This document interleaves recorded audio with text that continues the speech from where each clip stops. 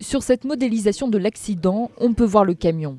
Il s'est totalement déporté sur la gauche, c'est-à-dire sur la voie où circulait le bus.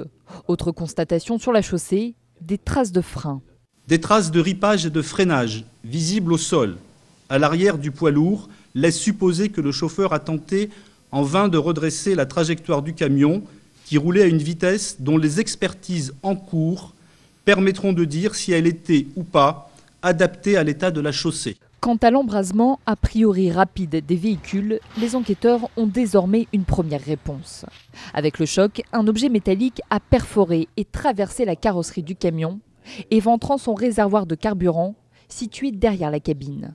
Ce réservoir sous pression a du coup libéré du carburant, mais faut-il encore trouver une source chaude? Alors il y a des échappements qui passent sous le véhicule, mais il y avait également, on a vu, un blocage de roues.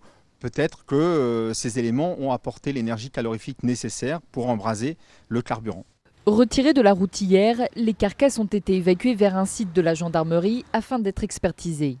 Les enquêteurs vont aussi pouvoir analyser la chaussée, auparavant obstruée par les véhicules, afin d'y repérer d'éventuelles preuves supplémentaires.